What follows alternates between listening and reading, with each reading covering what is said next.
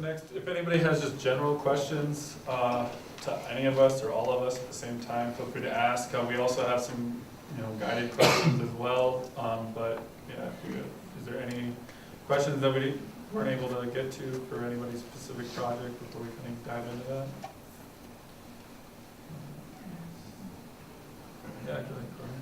So it seems like for all three of your projects, there are these constraints, institutional constraints, monetary constraints,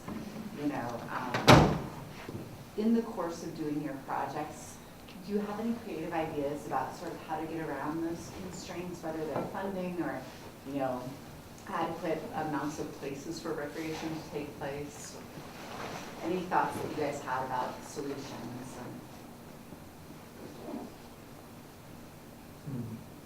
I mean, a lot of the constraints was more, for example, for like a constraint for mine, I mean, I know I showed a lot of overlap between certain densities, but I also used 3 different agencies.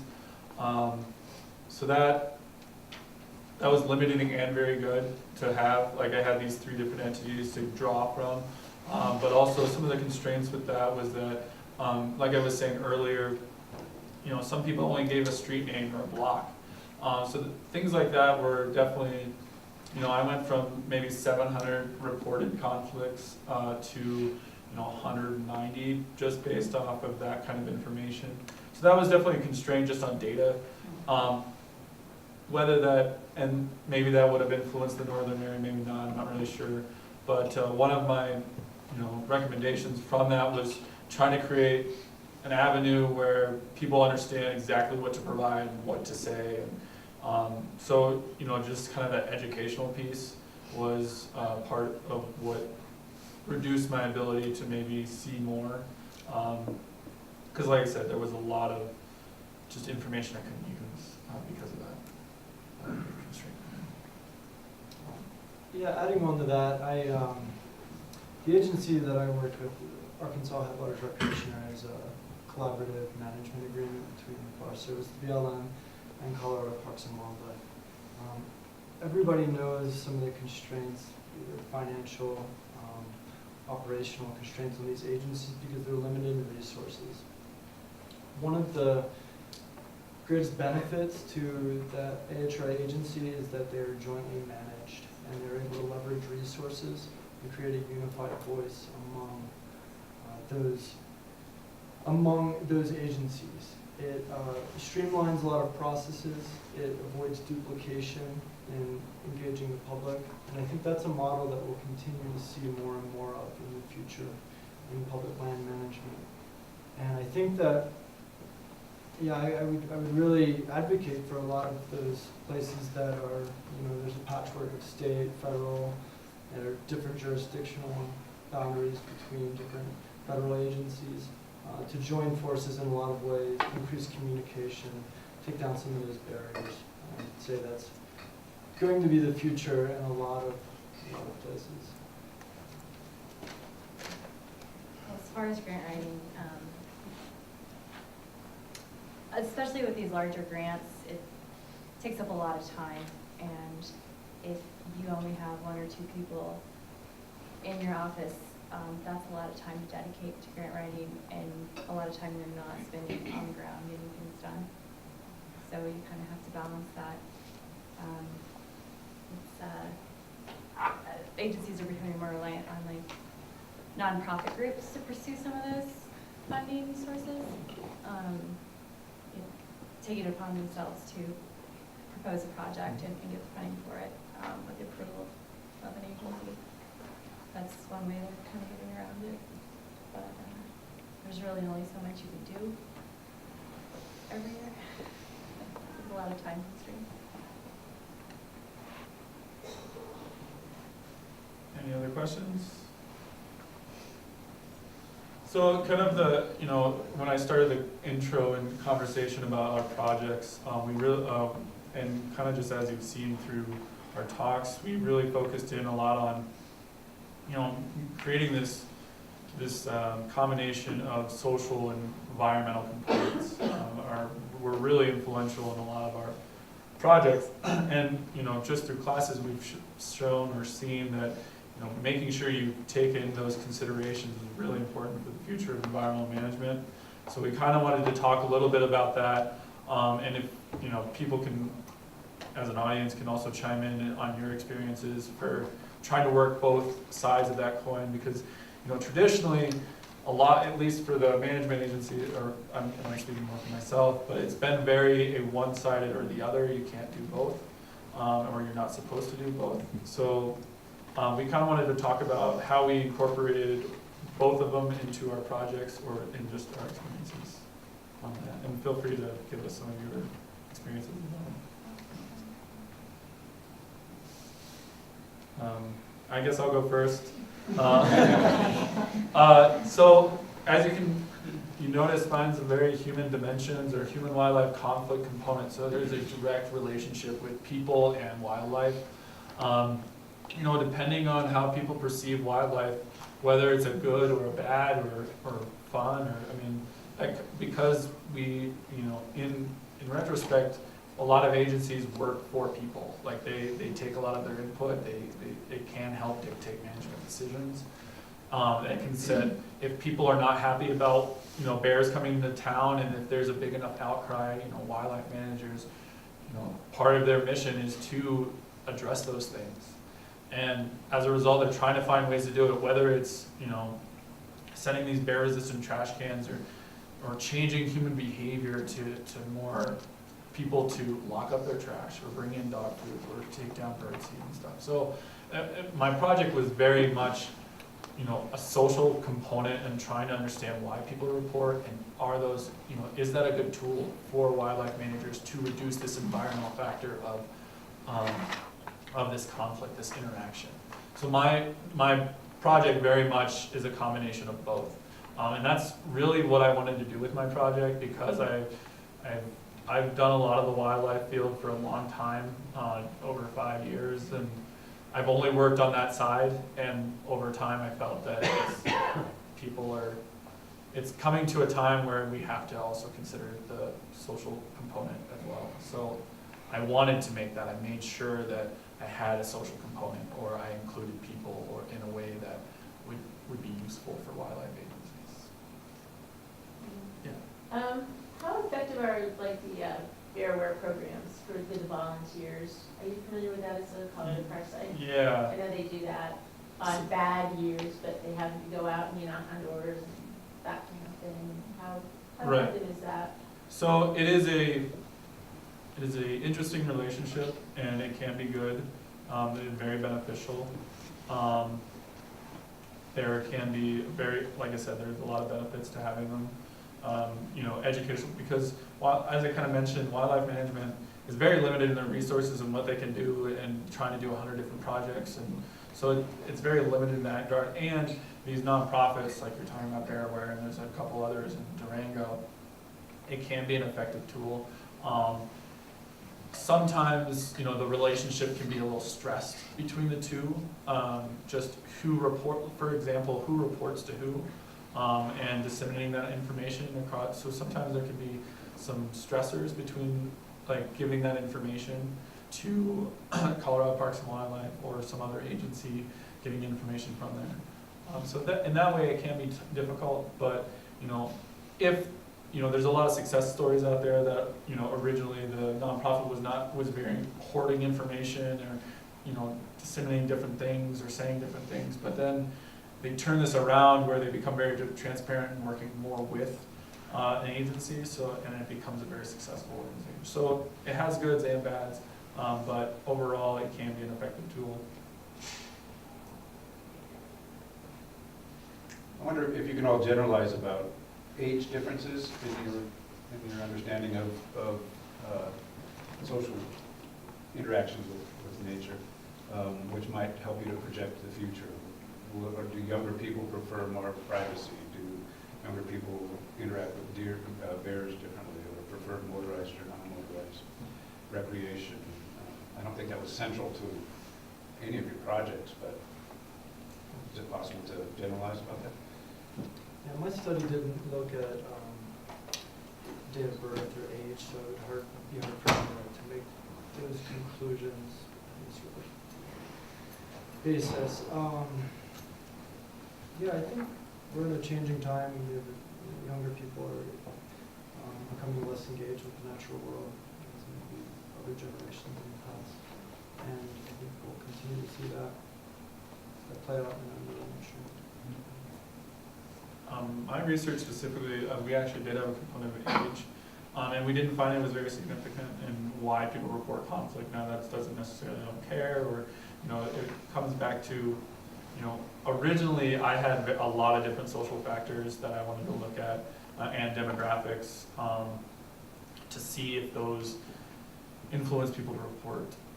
Some of the other social factors, trust in wildlife management, perceiving risk, perceiving benefits, value similarities to wildlife agencies. So a lot of these other social components have been linked specifically to tolerance. And just as a younger demographic, there's studies all over the place that kind of say, the newer generation care more about environmental conservation efforts, but at the same time, there's just, it kind of depends on where you're looking. Like the people I talked to during a canvassing event that I had mentioned, a lot of people actually were very supportive of black bears being in town. It was a complete component of living in Durango, so there is that high tolerance of them. So I don't know if it's necessarily an age thing, but it could be partly because, if you live in New York City and you're not used to seeing a bear, that's not really part of your life, and versus someone in Durango who's like, I see bears all the time, it's part of my life. So just the experiences or the how you conduct your outdoor activities and things, those might be more influential than an actual age range. So yeah, that's. I really didn't look at age, but I have been working for the Forest Service for the last 2 years and been in the field, and I've seen a variety in age of users. So nothing that has stuck out to me so too much.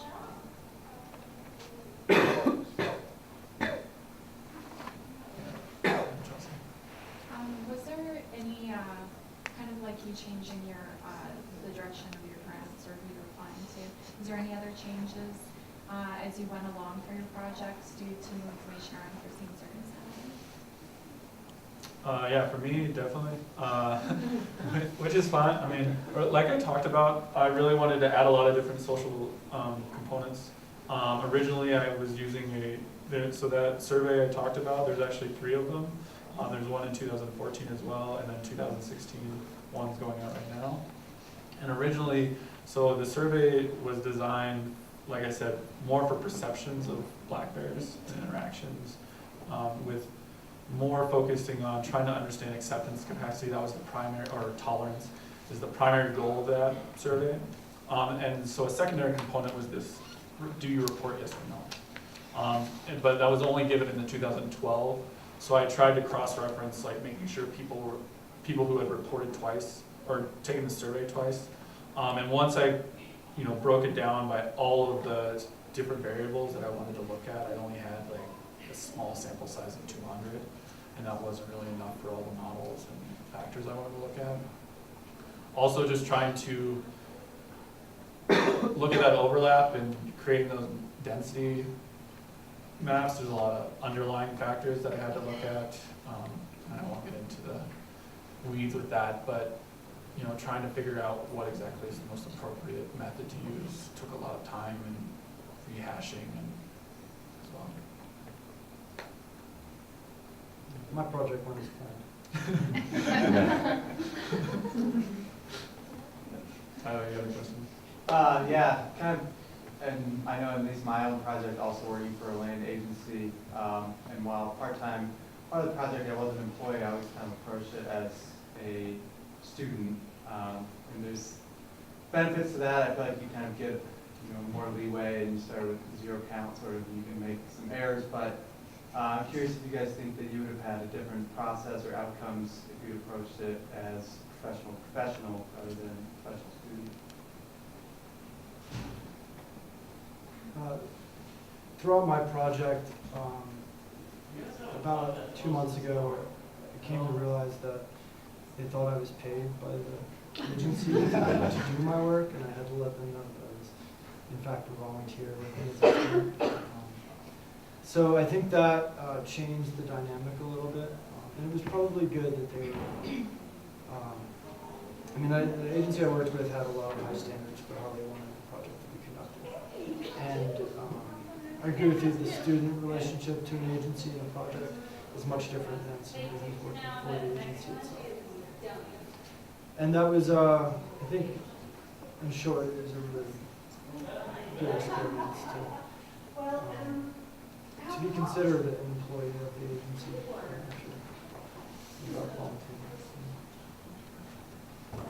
Yeah, my boss, or who my team sponsor was, she told me that I was very different than any of her other techs because I was a student.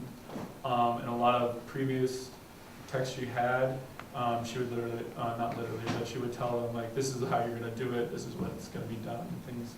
Where more mine was more, because I was a master's student, is more exploratory. She was like, you should figure out what you wanna do, how you wanna analyze things, and how you're gonna back it up, and why you do it. So that's the change in the dynamic. I mean, not that if we were a professional to professional, I don't know if that would be necessarily changed, but for the tech position that I was a part of, yeah, the dynamic was a little different. Yeah, I tried to incorporate my project into my job, and it was difficult because I was learning along the way, and trying to be efficient because, you know, they're also my employer. But this was a way also for them to help build my skills, but also do a project that benefited them, and ended up being a consolation prize because they got the funding, and then I'm no longer going to be working for them. So, like, here's some money, and I'm in this space. But yeah, it was weird being a student, being paid in a position. And I felt torn because I had so many other responsibilities as well. So trying to allocate my time efficiently was.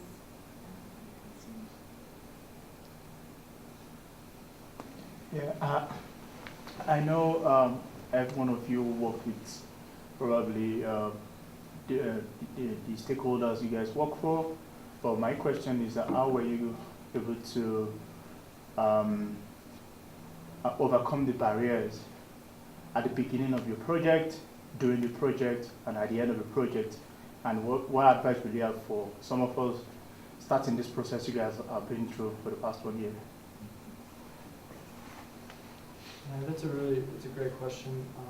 Starting a project and getting a project off the ground of this scale is really challenging.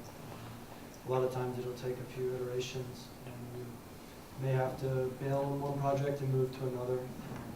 Ultimately, you need to find a project sponsor or support and a group of stakeholders that are willing to support you. I was lucky in the case of my project because I had previously worked with the agency, and that really gave me an advantage moving forward. I was really surprised that nonprofit groups that I contacted and county commissioners and other stakeholders outside of my agency were really supportive and wanted to engage, and it was kind of neat, that network that I built throughout the process. I was a little intimidated at first, so I was reaching out to people, but it all, you know, now I've got more Facebook friends. It's really funny. They're like, oh, sit in front of us. But now I have those resources, and I'll be able to utilize those throughout my career. Ryan, before you answer this question, would you mind also sharing what you originally wanted to do when you came? Yeah. So originally, I was still, and I'm still passionate about it, is working internationally. And I originally was going to work in Kenya with Mark Lung on a project trying to help communities in some way, shape, or form. helping them find a way to be more resilient under certain pressures, and that's something I still very much want to do. And to kind of go off on that, it's like, for me personally, I understand the value of trying to do bear resistant trash cans, or I understand that people are going to complain about deer getting in their flower beds or apples or whatever, but for me, it's far more important or challenging to work in an area that, you know, in these internationally, or areas where there are impoverished people, that they take matters into their own hands to reduce this conflict in ways that might be detrimental to wildlife. So that's kind of why I ended up here. And then after very many iterations of projects all over the globe, I ended up with this one based on the available opportunities, the funding resource, just because that is an area that is difficult to overcome sometimes. But not that I am against just still trying to pursue that avenue. But yeah, originally my project was to work in Kenya with Mark Long on equilibrium and work in that fashion, or work in that area. Kind of, well, as we began to talk about that, we were working more towards wildlife corridors and why people are protective of those areas versus others for cutting down wood and fire, for fuel. But yeah, I ended up with this project, and I mean, it wasn't what I initially wanted to do, but I gained a lot of valuable skills that I'll be able to take with me for any project that I want or desire.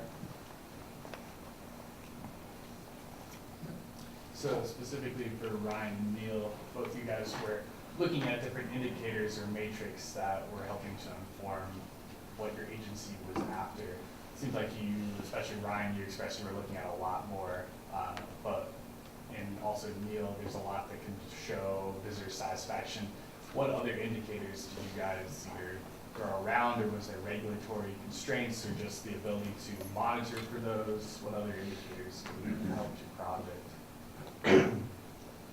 That makes sense. It would have been good. I mean, obviously, I was taking from a subset of information. Like, I was getting data from I was taking a project that was already defined and clearly made, and I was taking a small chunk of it. That the overarching project wasn't necessarily geared towards. So that made things a little difficult, you know, way people gathered data, or, you know, a lot of what I did for that reported conflict is I had to go in and figure out what was usable. I had to, because initially things were categorized in, you know, food and trash and food, and, you know, all these different, people had different terminology for these types of interactions. So it was difficult that way. But some of the other indicators that I would have liked to have used is, you know, use a survey that's directed towards reporting, like why you report, what drives you to report, things like that, which would have been very useful, but, you know, as a program of a year and a half, almost 2 years, so developing that would have been the easiest thing, especially getting that feedback and analyzing it. So that's something I would have really liked to look at and see those indicators, because I feel like there's a lot more going on than just people's tolerance of black bears. There's a lot of research out there that says we do a lot of other things, but we just weren't able to look at that. Also, you know, something that would be interesting is a way to actually monitor other types of conflict other than just garbage, because garbage, you know, like I was kind of saying, the Durango population, when I went to, you know, door to door to talk about it, they were kind of like, well, that's just the way it happens. Like, that happens sometimes, and I live here, and that's part of life. So those are things that might affect that observed versus reported conflict, where if a bear breaks into your house, that's a lot higher consequence, and so people might report immediately. So a way to monitor that in some way might be, you might see a better representation of reported versus observed. So yeah. So that's a really relevant question for my project. I discussed the idea of capacities, which are a total limit for visitor use in one place along the river per day. The numbers that the agency itself uses are arbitrary in a lot of ways, and that's been the biggest shortcoming with that system.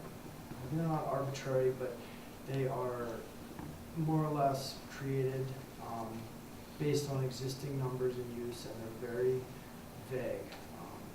And as a result, you can have high levels of visitor use, high levels of conflict, but as long as you're within the spectrum of visitor use, which is allowable by the agency, then we make no changes. And that's been the biggest part of the alternative development process in our project, has been to